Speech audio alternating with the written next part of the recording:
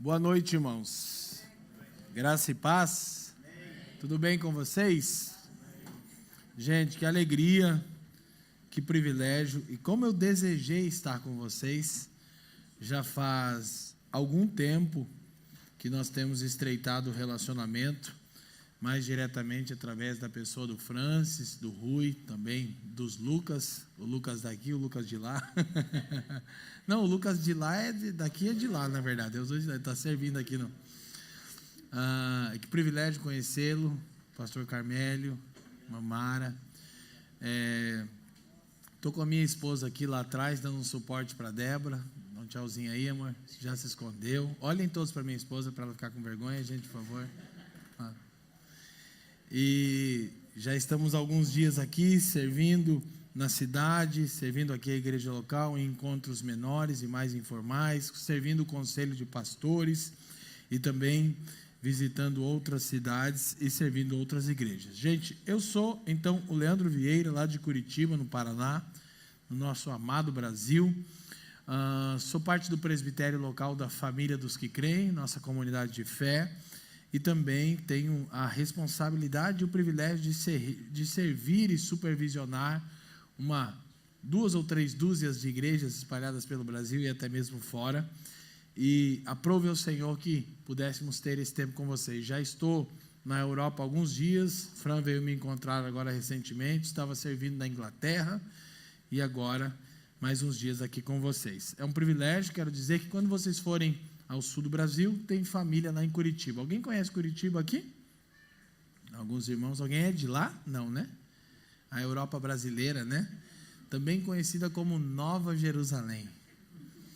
Então, vai ser um privilégio recebê-los. Gente, nós estamos então dando seguimento, né, à série Verbos Cristãos e nos organizamos para falar hoje do verbo igrejar. Olha lá que bonito, o 8º verbo. Na verdade, esse é quase um verbo que a gente inventou para dizer uma coisa que a gente quer falar. Está dentro do contexto todo. Eu gostaria que você abrisse a sua Bíblia no livro de Eclesiastes, no capítulo 1. Eu vou começar a compartilhar o tema nosso a partir desse livro aqui. Livro de Eclesiastes, capítulo 1, nós vamos ler agora somente o versículo 2. Eclesiastes 1, verso 2. Quem encontrou aí, diga sim. Vai projetar lá? Já está projetado. Vaidade de vaidades, diz o pregador. Vaidade de vaidades. Tudo é vaidade. Vocês oraram por mim, mas eu gostaria de orar por vocês. Curva a sua cabeça. Pai, te damos graças mais uma vez. Elevamos o nome de Cristo, seu Filho, nosso Senhor. E te pedimos, Senhor, que você faça cessar as muitas distrações e inquietações da nossa alma, a fim de que possamos absorver a instrução do seu Espírito mediante a sua palavra, que tem sido orada, cantada e agora será proclamada por intermédio das Escrituras, e que sejamos moldados, edificados, desafiados e confrontados por essa verdade. Pai, ilumina os olhos do nosso entendimento para que possamos compreender as grandezas e maravilhas da sua lei e a esperança da vocação para a qual você tem nos chamado. Por fim, eu te peço, Pai, que nada aqui se perca, mas tudo seja para a glória do teu nome, pelos interesses do seu Filho, por meio do seu Espírito e para o bem de todo mundo. E todos aqueles que creem, digam amém. Meus queridos, dentro desse verbo igrejar, eu quero compartilhar com vocês como a vida na igreja nos suspende, nos coloca acima de uma visão somente horizontal de mundo.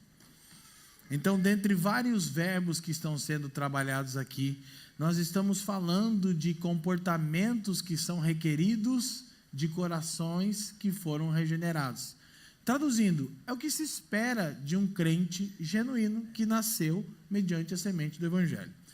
Eu quero usar o livro de Eclesiastes porque eu estou numa série de exposições lá na igreja no Brasil a respeito desse importante livro do Antigo Testamento.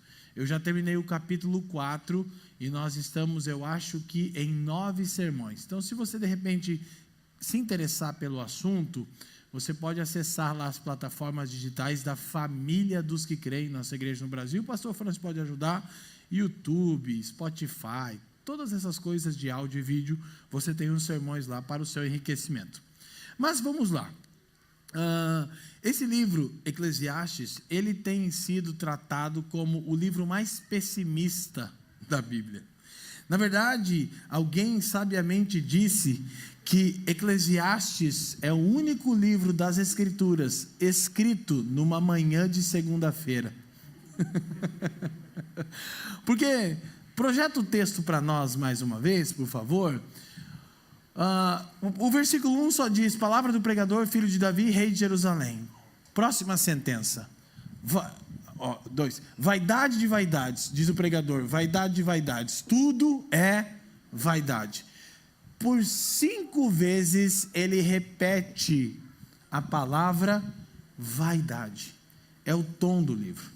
Salomão, filho de Davi, escreveu 3 livros: Cantares, Provérbios e Eclesiastes. Há um consenso para os estudiosos que Salomão escreveu Cantares na juventude, no auge da paixão, né? Assim quando o pastor Carmelo conheceu a Mara, né? Aquela coisa, cântico dos cânticos, né?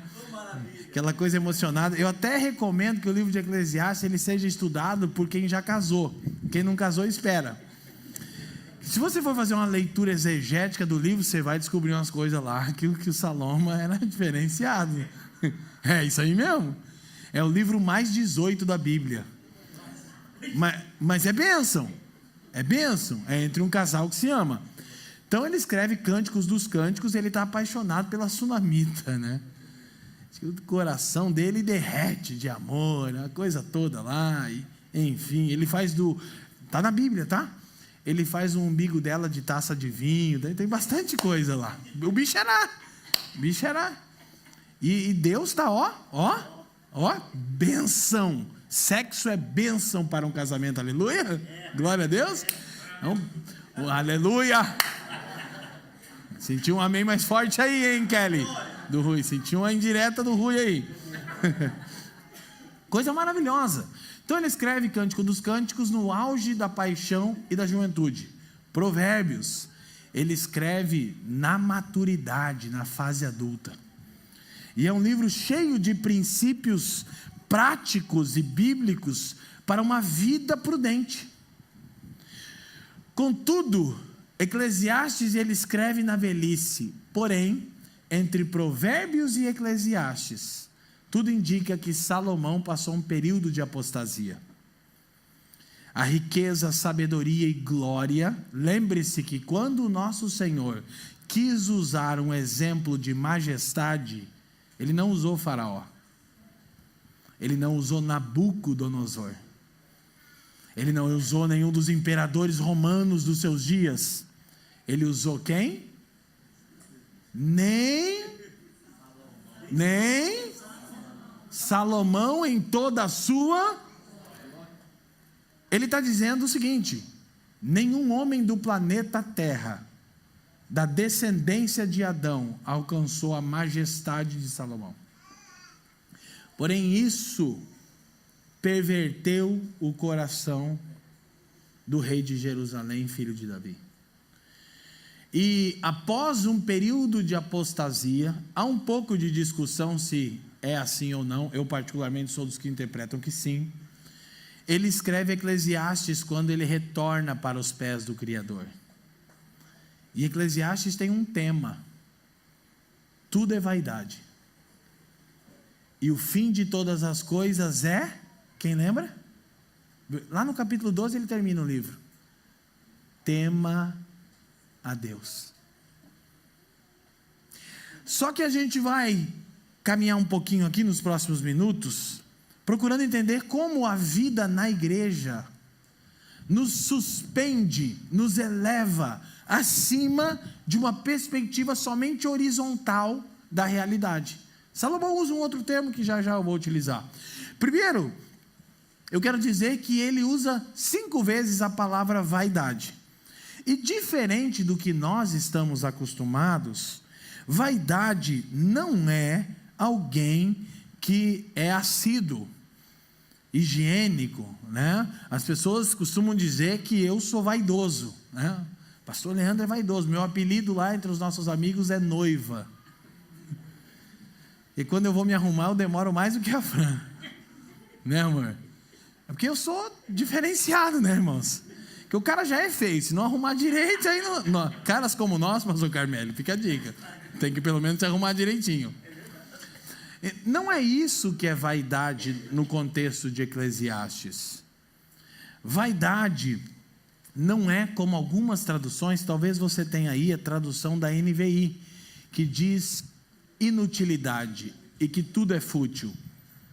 Preste atenção, se tudo fosse inútil, fútil, por que Salomão continuaria escrevendo o livro? Tinha que acabar aqui.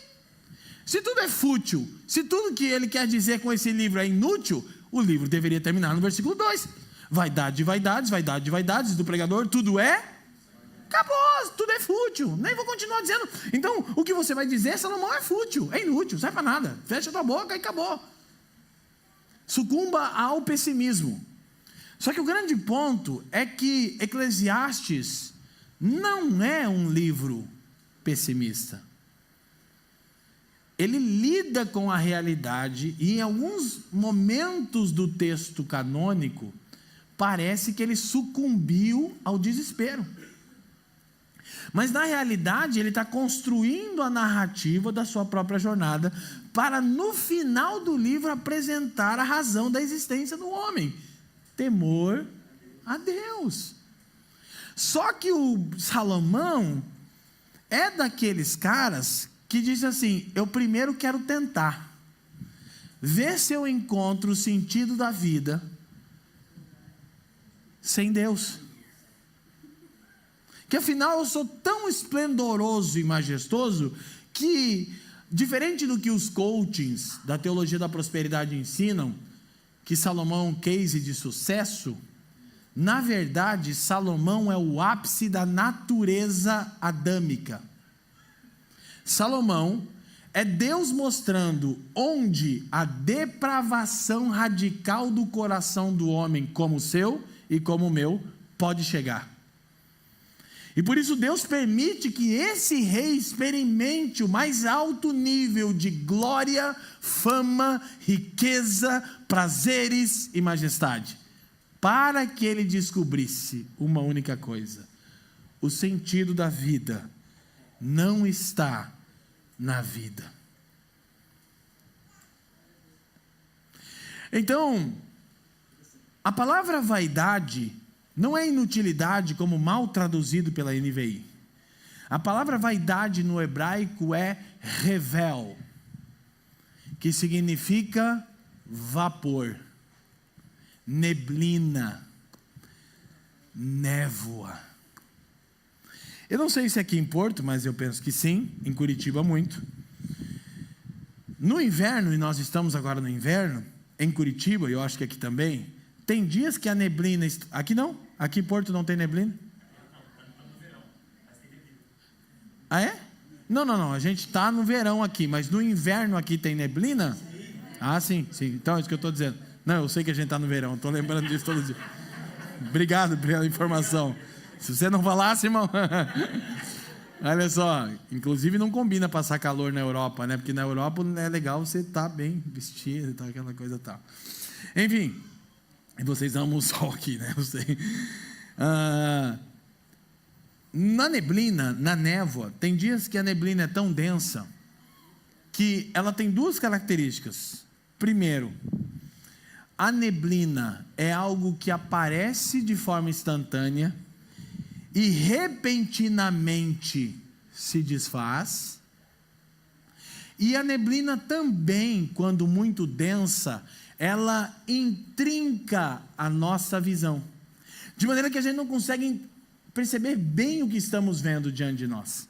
Então, há ocasiões que no inverno, em Curitiba e aqui em Porto, nós estamos dirigindo pela autoestrada ou nas próprias ruas da cidade e você não vê 10 metros à sua frente. E de repente, quando você vê um movimento, você não sabe bem se é uma pessoa, se é um poste, se é um carro, se é uma moto, se é um cachorro.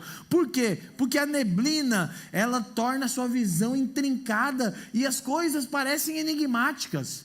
Você olha e diz: que é isso?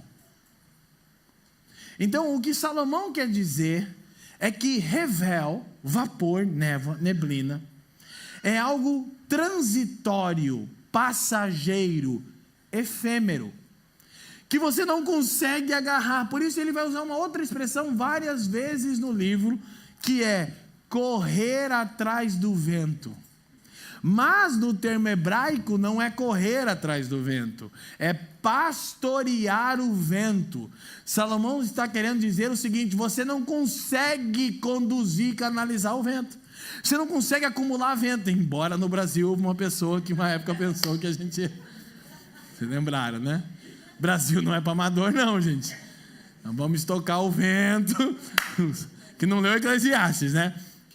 Então Salomão está dizendo o seguinte: a vida, calma, por vezes ela parece como uma neblina, que aparece repentinamente e tão logo se desfaz, de modo que a vida é transitória, passageira, efêmera, impossível de ser controlada.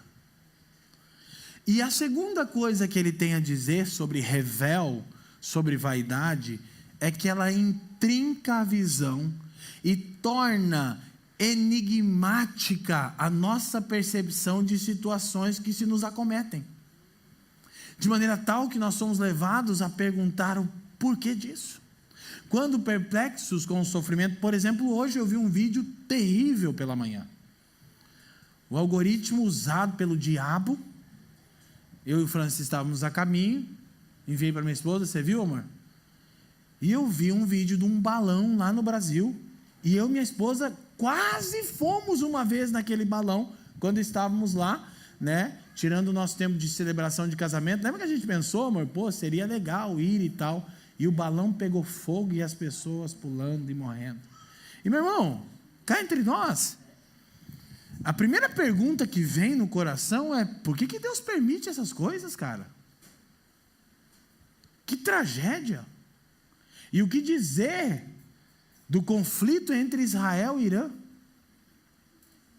Eu vi um menino, eu não sei se era fake, se é inteligência artificial, que no mundo de hoje, eu acho que não. Talvez você tenha visto esse videozinho de um bebê de uns 4 anos, dizendo: parem de bombardear Gaza. Quem viu isso? Meu Deus, se aquilo ali é inteligência artificial, eu não sei, mas arrebentou meu coração. Eu não estou advogando causa de ninguém aqui, irmãos. Eu só estou dizendo que há situações na vida, e você poderia olhar para você, situações que você foi acometido, e reconhecer que elas são enigmáticas, que você não entende o sentido daquilo, e que você tem a impressão que nunca vai entender. Então, Eclesiastes é um livro do chão da vida. Eclesiastes, meus irmãos, é um livro visceral, onde Salomão decide encarar a vida como ela é. E ele passa uma série de sentenças um tanto pessimistas, ao ponto de começar: vaidade, vaidades, diz o pregador, vaidade, vaidades, tudo é névoa, tudo é transitório, tudo é enigmático, aparentemente não faz sentido em nada. E aí ele vai começar a contar a história de um homem que tentou encontrar o sentido da vida na vida. E que, diferente de você e de mim, teve tudo que muitos de nós aqui acham que quando tiverem, encontrarão sentido. E a igreja é um lugar onde Deus nos coloca para quê? Para desfazer a neblina. Para nos desarraigar do presente século, para elevar a nossa vida acima de uma visão somente horizontal. A palavra vaidade, ela vai aparecer em torno de 30 vezes no livro de Eclesiastes. E um outro termo que é gêmeo da palavra vaidade em Eclesiastes, que aparece 29 vezes, é debaixo do sol. Repete comigo, debaixo do sol. Então, grande parte da análise de Salomão sobre a vida, meus irmãos, é uma análise somente horizontal. Salomão está tentando encontrar o sentido para a vida apenas debaixo do sol. E ele vai entrar nessa empreitada e nós vamos perceber. Ele vai entrar com tudo. E vou repetir, é meio frustrante esse sermão. Você não teve e não terá 10% do que Salomão teve. Não teve e não terá. Mas alguns de nós juram que se alcançassem aquilo que tanto almejam, talvez ali seriam plenos. E Salomão, de maneira visceral, nos olha por intermédio do texto bíblico e diz: vapor, névoa, vaidade. E a igreja é o lugar de aprendermos a viver no mundo com uma visão não apenas abaixo do sol, mas acima dele. Ok? Então, para isso eu vou usar um único slide e mostrar e ler com vocês alguns textos bíblicos. Então, tenha aí a sua Bíblia na sua mão e habitue-se a andar com as Escrituras. Habitue-se a fazer uso das Escrituras, né? Sempre que possível, do formato ali em papel, para sua edificação. A gente tem, então, um slide, né? Corta para 18. É o Rui que está me ajudando aqui? Piloto ou não? Não, irmão. Nós vamos perceber, isso é um resumo dos capítulos 1 e 2. Então eu levei 9 sermões para pregar isso, eu vou tentar resumir em 30 minutos. 9 sermões de 1h30 cada. Né, Brasil? Mas me convidaram para pregar hoje, até meia-noite é hoje. Hoje eu só preguei 2 vezes, essa é a terceira, então estou bem. Busca e resultado. Nós vamos perceber Salomão buscando o sentido da vida debaixo do sol, em várias áreas da existência, e o resultado que ele teve delas. Então isso aqui, olha, deixa eu te falar uma coisa. Uma exposição como essa pode libertar a sua vida para sempre, a fim de que você viva para o louvor da glória de Deus. Não porque eu sou capaz, mas porque as Escrituras são suficientes. Só que vai ser um tanto indigesto. Vocês estão prontos, meus irmãos? Are you ready? Amém? Então, olha só. Eclesiastes capítulo 1. Primeira busca. Antes de a gente ler o próximo slide ali, abre sua Bíblia aí e olha o versículo 4 em diante. Eu já não ia ler esse texto e já vou ler, mas que é maravilhoso. Acompanha comigo. Depois você projeta o slide para mim, o próximo lá. Geração vai, geração vem, mas a terra permanece para sempre. Eu não vou comentar todos os versículos porque eu não tenho tempo. Mas primeira coisa, o Salomão percebe que a criação em si permanece, dura mais tempo do que os homens. Ele está observando a história dos povos e está dizendo, o homem vem, o homem vai, o homem vem, o homem vai, a terra está aí. Mas a vida humana, revel, passageira. E o bicho começa a entrar na crise, porque ele é multitrilionário e a morte está chegando. Ele diz, ai meu Deus, eu não consigo resolver esse problema. Ele vai lidar com o problema da morte. Ele que vai dizer, és pó e ao pó tornarás. Ele começa a entrar na crise. Todo o dinheiro do mundo. Você viu, eu não me lembro mais da pandemia, o nome de um grande banqueiro que morreu com Covid, e a filha dele deu uma entrevista extremamente comovente. Eu não lembro o nome do banqueiro, não sei se você lembra. Ela disse, meu pai multibilionário, dono de um império, morreu por falta daquilo que as pessoas têm de graça, ar nos pulmões. A pandemia mostrou a vaidade, efemeridade da vida debaixo do sol. Mas parece que a gente não aprendeu a lição. Deus botou todo mundo dentro de casa para repensar a vida. A pandemia passou e a gente voltou no mesmo ritmo. Mas quando nos reunimos aqui domingo após domingo, no dia do Senhor, na igreja, Deus está tentando nos falar: é vapor, é névoa. Tem que ressignificar a vida. De maneira nenhuma é alienação. Nunca Deus não aliena seu povo da realidade. Deus ensina a viver no mundo. A oração mais maravilhosa de Jesus, né, pela igreja é: não os tira daqui, por favor, Deus. O diabo está aqui, então eles têm que estar aqui também. Eu os levantei para isso. Peço que o não os tire do mundo. Guarda no maligno, mas deixa eles aqui. Então, Salomão continua. 5, vamos lá, rapidamente. Nasce o sol se põe e apressa-se e volta ao lugar onde nasceu. Salomão começa a perceber a ordem da criação. E ele diz: vaidade, faz sentido nenhum. Porque o sol nasce, o sol se põe, e ele se apressa de novo para o lugar onde nasceu, e ele vai de novo. E ele está fazendo isso há milênios. E a expressão hebraica apressa-se é como um corredor maratonista exaurido. Salomão então está tão entediado e tão pessimista, que ele não consegue mais ver a beleza do nascer do sol e do pôr do sol, como nós vimos ali no porto e na ponte, aquela coisa bendita do sol se pondo, e nós glorificando a Deus em comunhão. Salomão tinha perdido isso. Ele disse: não faz sentido nenhum, porque até o sol está cansado. Só que o salmista, lá no Salmo 104, que eu não vou ler agora, diz outra coisa. Ele diz que o sol sabe a hora de se recolher. Porque o salmista está percebendo uma perspectiva acima do sol e está dizendo: não é que o sol está cansado, é que o sol glorifica a Deus todos os dias, do leste ao oeste, do leste ao oeste, porque Deus o criou para isso. Então tudo que o sol faz é do leste a oeste, do leste a oeste. Para quê? Para o louvor da glória de Deus.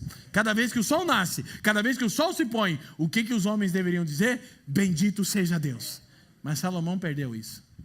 Ele diz: o sol está exaurido desse ciclo sem sentido.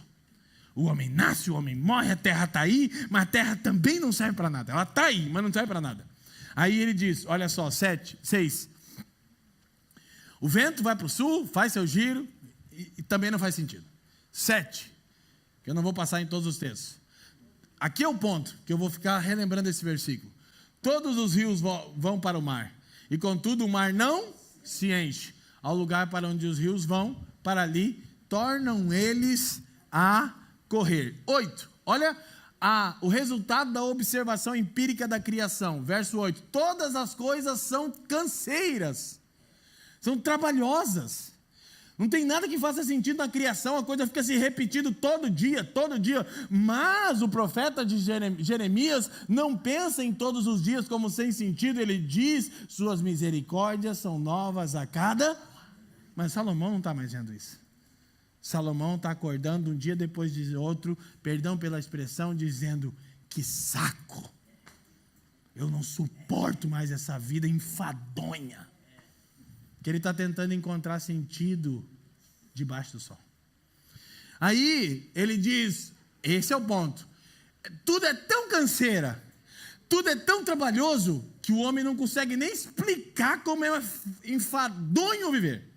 Aí ele diz algo: os olhos não se fartam de ver, nem os ouvidos se enchem de...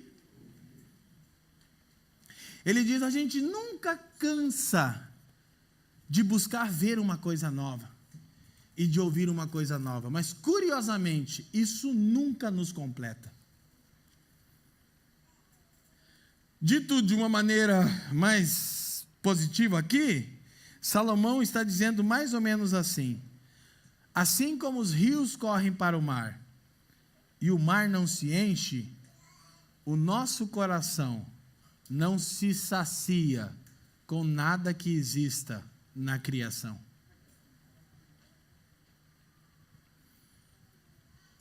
Agostinho de Hipona, o bispo da patrística, disse: tu nos criastes para ti, e somente em ti o nosso coração se aquieta. Salomão descobriu isso na prática. Mas, então, vamos continuar. Projeta para mim o slide aqui que nós temos, e você abre aí na sua Bíblia. Primeira área da busca do pregador. Olha só. Primeiro ele procurou encontrar o sentido para a vida no conhecimento. Versículo 13. olha comigo na sua Bíblia. Apliquei o coração a esquadrinhar e a informar-me com sabedoria de tudo quanto sucede debaixo do sol. Este enfadonho trabalho impôs Deus aos filhos dos homens, para nele os afligir. 15. Olha o resultado dessa busca. Aquilo que é torto não se pode endireitar. Lembra aquele antigo louvor que tocava na Bahia, lá no Brasil? Né? Pau que nasce torto. Lembra esse antigo louvor? Foi o Salomão. A letra é dele. Aquilo que é torto não se pode endireitar. E o que falta não se pode calcular. Primeira coisa, primeira área de busca, conhecimento. Salomão pensou o quê? Eu vou me aplicar a conhecer, a adquirir informações de toda a natureza. Eu não tenho tempo, mas eu te encorajaria a ler a respeito da sabedoria de Salomão em 1 Reis, capítulo 4 e capítulo 10. Assustador. Tão assustador, que é dito que Salomão sabia explicar o hisopo, é a planta que nasce no concreto. Ele sabia explicar o processo. 3.000 anos atrás, quando não havia nada da tecnologia que temos hoje. Salomão, a Bíblia vai dizer, ele sabia sobre plantas, ele sabia sobre animais, ele escreveu mais de 1.000 cânticos e 3.000 provérbios. Provérbios não é nada, não é 1% do que Salomão disse. Não tinha uma área do saber que esse cara não sabia. De forma que quando a rainha de Sabá chega lá para ouvir a representante, ela diz, olha, me falaram que você era grande, mas meu Deus, não falaram 1%, cara, você é incrível. Por isso que o Senhor, o Redentor, o Deus encarnado, quando quis falar de plenitude de um homem, não usou nenhum outro rei. Usou quem? Nem Salomão em toda a sua.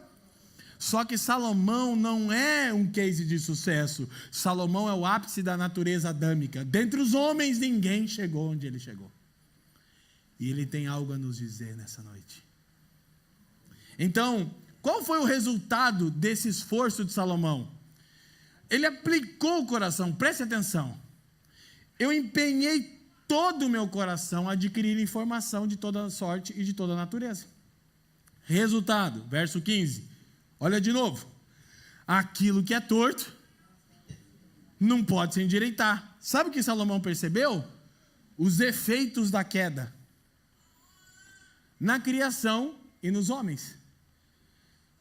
Ele percebeu que nenhum conhecimento cognitivo de nenhuma ordem é suficiente para regenerar o coração caído do homem ou para resolver o problema do caos na natureza e no mundo. A única coisa que Salomão chegou à conclusão com toda a informação que ele adquiriu foi que o que é torto não se endireita por intermédio de nada. Eu vou ser querido com vocês, eu não vou abrir a porta aqui e explicar que é isso que o movimento iluminista, que são as bases do continente europeu, tentou e ainda tenta. No meu livro Evangelho Completo, que a gente vai dispor para os irmãos, eu explico um pouquinho a relação disso. Mas dito de maneira bem simples, houve um movimento na história, depois da Renascença, Iluminismo, que os caras pensaram o seguinte, agora o conhecimento está aumentando. Sabedoria, ciência, tecnologia, economia, democracia. Isso é ruim? Não, não disse que isso é ruim. Eu disse que se tratado como um Deus é. Porque sabe qual é o problema do ídolo? Ele promete pouco, ele promete muito e entrega quase nada. Então o iluminismo, olha, iluminismo, o nome do movimento, agora o homem viu grande luz, disse George Washington, primeiro presidente dos Estados Unidos da América. Por isso que a nação americana tem uma alma altiva. Já se deu conta que os americanos na cabeça deles estão sempre salvando o mundo? Todos os filmes de Hollywood têm a mesma narrativa. No final, o Bruce Wayne, o Rambo, mata 1 bilhão de soldados com 38 que eternamente não para de atirar. Porque os Estados Unidos está fundado sobre a mentalidade iluminista. Nós vamos salvar o mundo com tecnologia, ciência, política, armamento bélico. E não está dando. E todas essas coisas, se colocadas aos pés do Criador, são úteis. Todas não, melhor dizendo, a maioria delas, algumas não. Então o problema não é tecnologia. Eu não estou fazendo aqui uma defesa da ignorância e da burrice. Por favor, meu irmão. Porque de burro o Brasil já está cheio. E eu tenho a 7ª série do colegial, se isso soou arrogante para você. Usei droga a adolescência inteira, sou órfão de pai, nascido e criado na periferia, onde eu ainda vivo. E não tenho teologia. Então não, eu não estou sendo arrogante. Eu estou dizendo que Deus pode ensinar caras como eu, o que deixa você numa situação bem desconfortável. Porque se eu consigo, como diria um presidente dos Estados Unidos, yes, we can. Sim, nós podemos. Agora preste atenção. O que é torto não se endireita. Fim do versículo 15. Quem está no versículo 15 aí diz amém. O que falta não se pode calcular. Então ele se dá conta, primeira coisa, a queda afetou o homem, Rui, e a criação de tal forma que não há conhecimento cognitivo debaixo do sol que solucione o problema causado pela rebelião do homem contra Deus. Pau que nasce torto, morre torto, se Cristo não redimir. Mas Salomão vai deixar isso para lá. Eu é que estou antecipando para você. De repente você sai do sermão aí antes do fim, você não vai entender, né? Então é por isso que os filósofos pessimistas como Nietzsche e Sartre gostavam de Eclesiastes, porque eles não sabem ler Eclesiastes, eles achavam que Salomão estava dando amparo para a reflexão deles. Mas outros, como Albert Camus, que foram até o fim do livro, converteram, descobriram que não era bem isso que Salomão queria dizer. Mas ele diz: o que falta não se pode calcular. Então, primeira coisa, a queda afetou a criação e o homem de tal forma que conhecimento cognitivo de nenhuma natureza salva. Segunda coisa, falta tanta coisa em mim. Vê se me parece a sua vida. Falta tanta coisa em mim na criação que eu não sei nem calcular. A infinitude do saber e da necessidade. Tem tanta coisa que eu não sei ainda. Salomão que disse isso. Não você, irmão, que não leu um livro por mês. Não. Você não conta. É Salomão. Não é você que nunca abre a Bíblia, que a primeira página da Bíblia está com sono. Não. É Salomão. Ele diz: falta tanta coisa para que eu conheça. E falta tanta coisa em mim que eu não sei nem calcular. Mas o bicho é insistente. Parece a gente dá conhecimento, não é. Vamos para a segunda parte. Sabedoria, versículo 17 e 18 do capítulo 1. Apliquei o coração a conhecer a sabedoria e a saber o que é a loucura e o que é a estultícia. E vim a saber que também isso é, leiam comigo, chama viva. 18. Porque na muita sabedoria há muito enfado. Olha isso. E quem aumenta em conhecimento, aumenta em tristeza. Gente, cara, tá muito... Escreveu na manhã de segunda-feira esse livro. O cara acordou de ressaca e escreveu o livro da Bíblia. Só pode. É o único livro da Bíblia escrito na manhã de segunda-feira. Agora ele está considerando a sabedoria, que é como aplicar o conhecimento. Isso é sabedoria. Olha, este irmão fala muito bem, tem uma boa retórica, ele é sábio. Falar até papagaio fala. Sabedoria é aplicar o conhecimento. E quando Salomão foi aplicar o conhecimento, ele diz: não consigo pastorear o vento. E quanto mais eu sei sobre a realidade, mais triste eu me sinto. Porque quem aumenta em conhecimento, aumenta em tristeza. Porque quanto mais você conhece, por exemplo, meu filho bem mandou para mim um vídeo, amor, quando o Irã disparou um míssil em Tel Aviv. E aí a coisa esquentou, agora os Estados Unidos, enfim. E aí o Ben falou para mim: pai, por que isso aí? Eu disse: ai, meu filho, era melhor tu não saber. Porque vai dar um sentimento de tristeza, de assim, meu Deus, então tipo, não tem uma solução para esse conflito? Terrena não. E para nenhum problema oriundo da queda. E a gente podia gastar mais tempo, só que lá na frente Salomão vai dizer, de uma vida sábia, prudente, ele vai dizer: não, é melhor ser sábio, porque o sábio tem os olhos na sua cabeça, ele quer dizer, você vê mais longe, é bom. Só que não se estribe na sua sabedoria, achando que porque você consegue aplicar boa parte do seu conhecimento, e isso é bom, quem me entende diz sim, que vai resolver as mazelas e angústias do seu coração, porque a vida é intrincada, a neblina vai baixar sobre você e você vai ver, meu irmão. Tu vai ver que não tem conhecimento e sabedoria que resolva grande parte da inquietação do nosso coração. Quem me entende? Diga amém. Então ele vai para a terceira área de busca, o resultado da sabedoria, enfado e tristeza. Aí ele pensa, cara, talvez a vida não é para ser entendida por meio de conhecimento cognitivo e aplicada. Talvez eu estou errando, porque eu não estou curtindo a vida. Aí ele deve ter escrito aquela outra música, deixa a vida me levar. Deixa a vida me levar. Cara, quem sabe? Quem sabe eu vou encontrar sentido na vida no prazer. Capítulo 2, versículo 1. Lê comigo. Aqui está só o 3 e 10, mas eu vou dar uns de brindes para vocês, que vocês são queridos. Disse comigo, olha Rui, vamos, let's go, guy. Ele disse, não, que? Eu vou. Ele disse, eu te provarei, está falando com ele mesmo. Eu te provarei com alegria, goza, pois, a felicidade de Salomão, torra teu dinheiro com você. Salomão descobriu que sexo era bom, ele falou, então eu quero 1000 mulheres.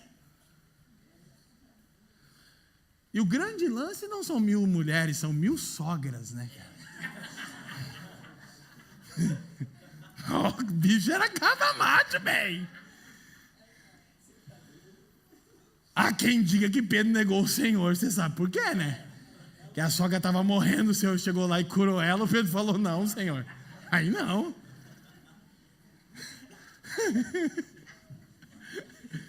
Aleluia? Não aleluia, né? Todos os homens aqui amam as suas sogras, glória a Deus. Olha só, ele disse, eu vou provar para mim mesmo, que com alegria e felicidade eu consigo. Resultado, ponto e vírgula, fim do versículo 1, mas também isso era vaidade. Só que o bicho tentou com fama, seu nome conhecido em toda a terra.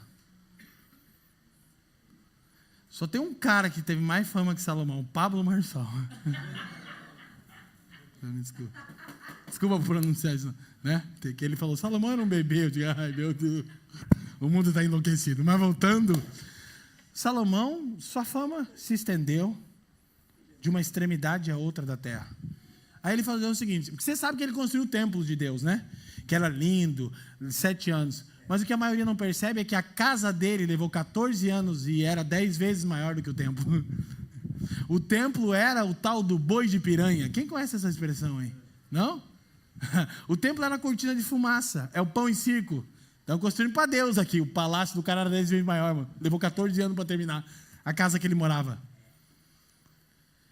E aí ele então, eu quero 1000 mulheres. Não são 1000 mulheres apenas. São as 1000 mais lindas princesas do planeta Terra.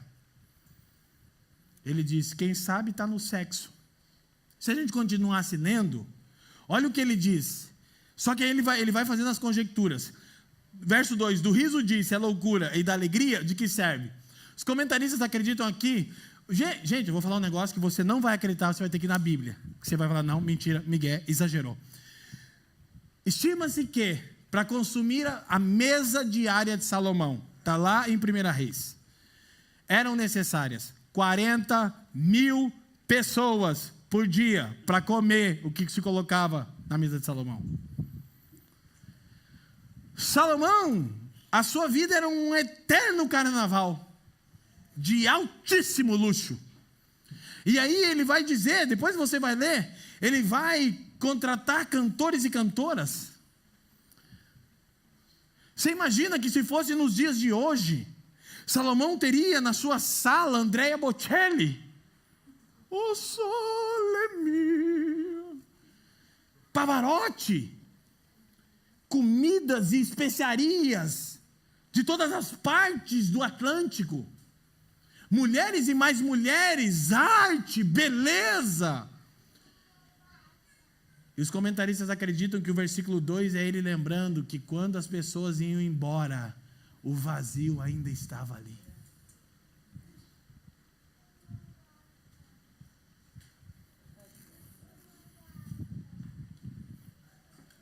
Certa feita, Renato Russo disse em uma das suas canções: eu sinto saudade de tudo aquilo que eu ainda não vivi. É um clamor pela eternidade, que Salomão vai dizer no capítulo 3, mas eu não vou até lá. Versículo 3, quem está comigo aí diz amém. Amém. Aí olha o que o Salomão fez. Resolvi no meu coração entregar-me ao vinho. Regendo-me contudo pela sabedoria, entregar-me à loucura. Olha o que ele diz, até ver o que melhor seria que os filhos dos homens fizessem debaixo do sol, durante os poucos dias da sua vida. Salomão tentou, sabe como? No álcool. Se perceber a realidade por meio do conhecimento cognitivo, se tentar aplicar com sabedoria o conhecimento cognitivo adquirido, tem tristeza? Quer saber? Eu vou entorpecer os meus sentidos. E aí você pode dizer, pastor, eu não faço disso. Não, você faz com a Netflix. No teu caso é ruim mesmo. O do Salomão, né? Os irmãos ficam aqui, ó, pastor, tem um vinho bom. Vinho bom, meu irmão? Os melhores vinhos estavam na mesa de Salomão. E ele diz, eu vou entregar-me ao vinho, à loucura. Quero ver o pau quebrar. E quantos de nós, meus irmãos, estão entorpecidos em uma busca desenfreada por sentido para a vida debaixo do sol, no prazer? Há muitos ídolos em nosso coração, e corretamente o reformador João Calvino disse, o coração dos homens é uma fábrica de ídolos. Porque muitas coisas nos entorpecem, pode ser um sucesso profissional. Eu quero fazer o meu primeiro unicórnio. Pode ser tantas coisas que eu não vou perder nem tempo falando, que eu acho que você já entendeu. Mas ele está entorpecendo a mente dele. E, gente, olha, vamos falar uma coisa. Ele diz assim, eu vou tentar com o álcool. E aqui entre nós, o álcool resolve por um curto espaço de tempo. Por que as pessoas se embriagam? Porque sob o efeito do álcool, parece que o fardo é aliviado. O problema é que amanhã seguinte vem. Quem já viveu uma vida totalmente desenfreada como eu, sabe disso. A segunda-feira vem. E você diz, tem como apagar o fim de semana? Só que na sexta-feira, olha só, nós louvamos tanto isso, que no Brasil tem músicas que exaltam a sexta-feira. Hoje é sexta-feira. Sextou! Vamos tentar encontrar toda semana a mesma coisa. Não resolve. E aí deixa eu te lembrar, no teu caso pode ser com Netflix.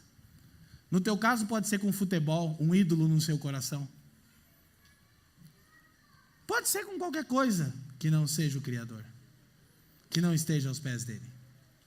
E essa mensagem pode parecer moralista, mas tenha certeza, não é. Agora, olha o versículo 4, eu quero acelerar. Empreendi grandes obras, edifiquei, lê aí comigo, edifiquei presta atenção, edifiquei para casas, é plural. Plantei vinhas. 5, fiz jardins e pomares para mim.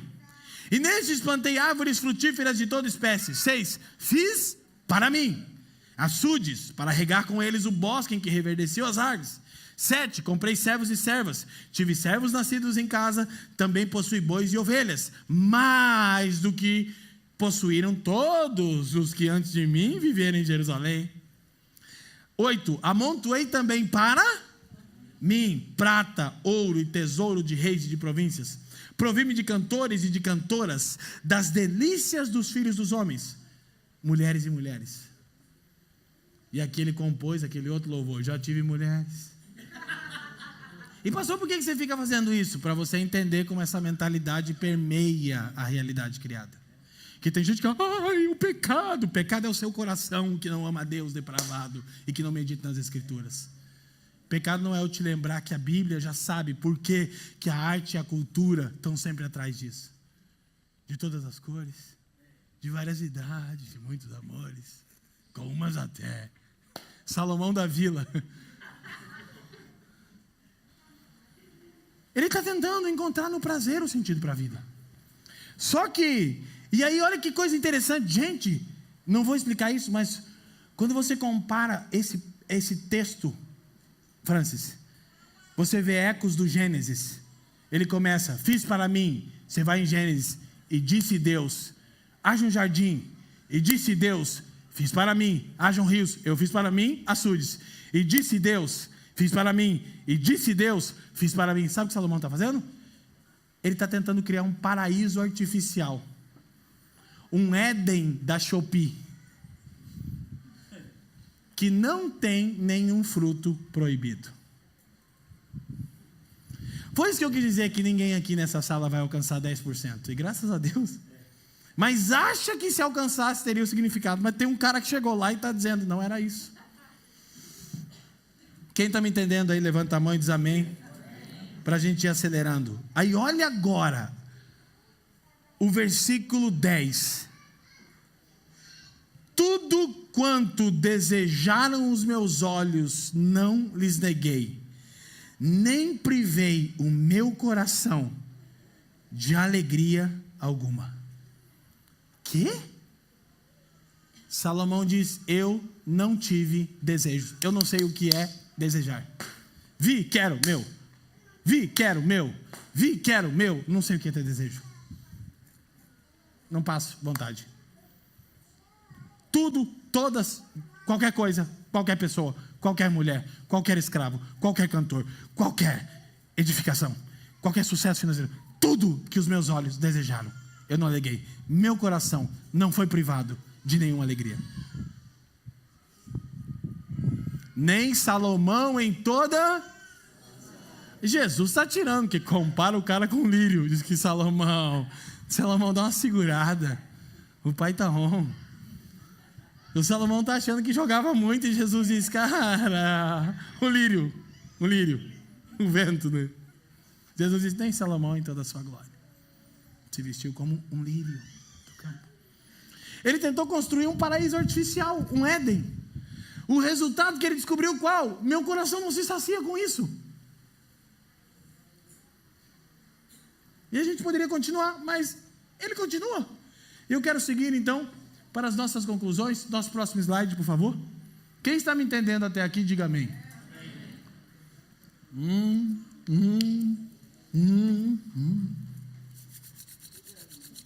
Agora vai esquentar. Papo direto com imigrantes. Vamos lá. Salomão tentou em mais uma coisa. Ele tentou encontrar o sentido na vida, debaixo do sol, no trabalho. Porque o trabalho é um dos maiores ídolos da nossa geração e o mais sutil, porque a gente santificou o trabalho. Deus me livre de falar contra alguém que trabalha. Eu digo que lá no Brasil, aqueles rapazes de casa de recuperação, eu já saí desse contexto, então isso não é sátira, mas é muito curioso. Baixa um pouquinho meu microfone, por favor. Retorno em frente. Lá no Brasil, tem vezes que entra um cara no ônibus vendendo caneta, porque caneta é um troço pontiagudo, né? O negócio é o seguinte, nós somos da Chácara Manaim, tem sempre um nome assim, né? O cara tudo tatuado, entra 20 maloqueiros no busão, e nós tá vendendo caneta para ajudar aí na recuperação, e nós tá trabalhando, que nós podia estar matando. Aí você fala, meu Deus, é o cara com a caneta, roubando. Eu digo, meu Deus, eu vou comprar umas 10 canetas, o cara vai me furar. Isso revela um pouco da nossa mentalidade com o trabalho. Irmão, como está a sua vida de oração? Não existe. Irmão, como está a comunhão? Quanto tempo faz que você não abre a sua casa para ouvir a dor de alguém e apacentar o coração dela? Ah, é que eu trabalho. Ah, sério? Você trabalha? Isso é tão ridículo que alguns crentes quando confrontados pelos seus pastores para serem libertos de uma visão workaholic da vida, eles pensam o seguinte: mas você trabalha ou é só pastor? Isso aqui eu copiei do chat GPT. Quem está me entendendo? E aí a gente vai firmando a nossa identidade no trabalho. E parece que é uma coisa tipo que santifica você. Você trabalha. Oh, que legal. Vamos aplaudir o irmão trabalhador. Só que a vida está passando. E Salomão empreendeu grandíssimas obras. Salomão edificou todas as empresas que ele quis. Todos os projetos que ele pensou, ele realizou, ele executou. Bilhares e bilhares de dólares. As estimativas é que em impostos, Salomão recebia por ano 1,3 bilhões de dólares em impostos de outras nações sem fazer nada. Só que o resultado de se entregar ao trabalho para procurar sentido na vida, para firmar identidade, para encontrar dignidade, sabe qual foi? Versículo 18 de Eclesiastes 2 agora. Versículo 18, Eclesiastes 2. Quem encontrou aí, diz amém. Também aborreci todo o meu trabalho, com o que me afadiguei debaixo do sol. Por quê? Visto que o seu ganho eu havia de deixar a quem viesse depois de mim. Salomão se pegou numa sinuca de bico. Ele falou: estou trabalhando igual um infeliz, adquirindo riqueza. Escuta.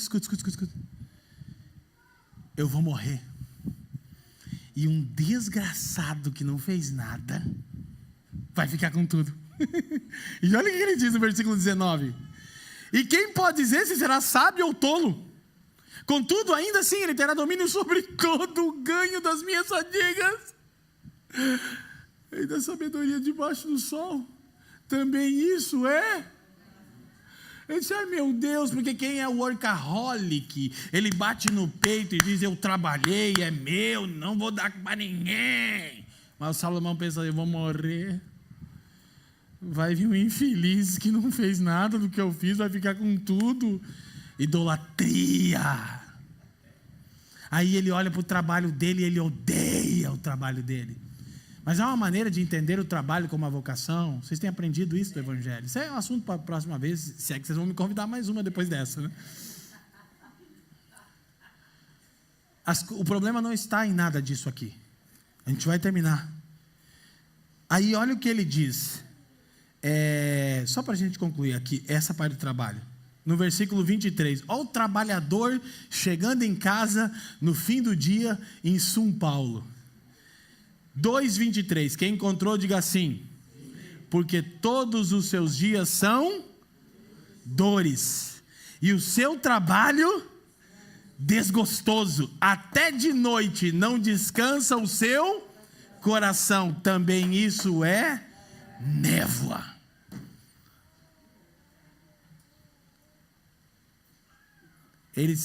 Trabalho é dor, desgosto, por causa da queda, porque o trabalho foi criado antes da queda. E a maldição de Deus, alguns irmãos acham que a maldição é o trabalho, e os irmãos pensam que a vida eterna é que eles vão ficar na rede sendo servidos por Jesus, e Jesus vai ser o garçom, e vai dizer: o que você gostaria?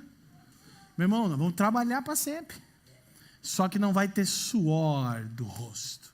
A maldição não é você vai trabalhar, a maldição é o trabalho será frustrante. Quantas e quantas vezes, irmãos, a gente está desempenhando um trabalho e não vai, e você fica frustrado, e daí você chega em casa depois de uma semana de trabalho que deu tudo errado, e segunda-feira já vai ter um monte de BO para resolver, mas ficou os BO da sexta, e você sente uma frustração, uma falta de significado. Você diz: ai meu Deus, esse salário miserável, esse patrão filho do Satanás, eu odeio o mundo. Não é verdade? Porque você não tem uma visão cristã do trabalho. Por quê? Porque você não lê a Bíblia. Por quê? Porque o seu coração não foi regenerado, mas você está em culto. Culto você vem. Quer dizer, já não vem tanto e já se incomoda quando passa do horário. Desculpa, na verdade aqui não tem ninguém assim. Tem muito lá na nossa igreja, em Curitiba. E o Salomão odiou a vida, odiou o trabalho. Aí, olha só. Depois ele vai considerar o tempo. Ele vai convertendo o coração dele naquele lindo poema. No versículo 1 ele vê: há um tempo para todas as coisas debaixo do sol. Agora ele começa a ressignificar. Que é aqui que eu quero. E no 14 ele diz: Deus faz tudo em seu tempo e nada do que Deus fez pode ser acrescentado e nem apagado. Ele chega à conclusão de que Deus é soberano em todas as épocas e estações da vida. Mas antes, que a gente já volta para cá, volta comigo no capítulo 1, no versículo 17. No capítulo 2, perdão, 2:17. E aí nós vamos concluir. Qual é o resultado? Gente, qual foi o resultado? Projeta para nós agora. Agora eu quero o verso 17 da busca. Salomão tentou por intermédio do conhecimento, da sabedoria, do prazer e do trabalho. Depois ele começou a ressignificar que ele tinha pouco tempo. E ele começou a perceber que Deus é Senhor do tempo. Mas olha o resultado dele. De alguém que tentou encontrar o sentido da vida debaixo do sol. Por isso, odiei essa vida. Só até aí, que o resto já. Sabe o que Salomão está dizendo? Eu desisti de viver. E o termo hebraico pode estar sugerindo que ele considerou tirar a própria vida, no auge da sua majestade. Há uma possibilidade. Eu vou repetir: nenhum de nós chegou, tampouco chegará minimamente perto da majestade de Salomão. Ele lá chegou e disse: não é isso. E aí eu quero concluir dizendo que na vida da igreja, por intermédio de sermões como esse e das mesas de comunhão, onde os irmãos deveriam chamar uns aos outros e dizer: ei, para de dar desculpa, você está vivendo uma vida somente debaixo do sol. Ai, é porque eu preciso isso. Todos precisamos. E todas essas coisas podem ser dignas se serem ressignificadas. Porque o grande lance aqui não é que essas coisas são más em si mesmas. O grande lance, olha que coisa linda, é ressignificar todas essas coisas. Isso a gente aprende na igreja e no evangelho. No versículo 24, agora nós vamos terminar. Verso 24 ao 26. Antes de entrar na perícope ali sobre o tempo, no poema que ele conclui, 2:24. Essa eu quero projeção, por favor. Ele vai chegar à seguinte conclusão. Depois de perceber, odiar a vida, o coração dele se volta para o Senhor. Ele vai começar agora a colocar Deus na história. Olha como dá uma mudada. Ele acabou de dizer que odiou o trabalho. Mas no versículo 24 ele diz assim: não há nada melhor para o homem do que comer e beber, e fazer com que sua alma goze do bem do seu. Está dizendo, Deus criou assim. Deus quer que seja assim. Então não tem moralismo. Não tem ninguém chamando você para se alienar, ficar em 20 cultos na semana. Não, ninguém está falando disso. A gente está falando de você se arrepender desse falso cristianismo que você vive, que você fica dizendo para você que é verdade, mas você sabe que é mentira, eu sei que é mentira, os pastores sabem que é mentira, Deus sabe que é mentira, o diabo também. E qual a boa nova? Que Deus nos ama tanto que está nos repreendendo pela sua palavra, porque Ele podia nos entregar a vaidade do nosso próprio coração, porque é isso que é o juízo de Deus em Romanos 1. Quando Deus quer julgar alguém, Ele não tira o pirulito. Ele dá um bolo inteiro. Paulo explica em Romanos. Vai, teu coração quer? Ele entregou. Vai, Salomão. Vai. Você quer? Vai. Vai para ver onde vai dar. Depressão, desejo de suicídio, falta de significado, enfado, ódio da vida.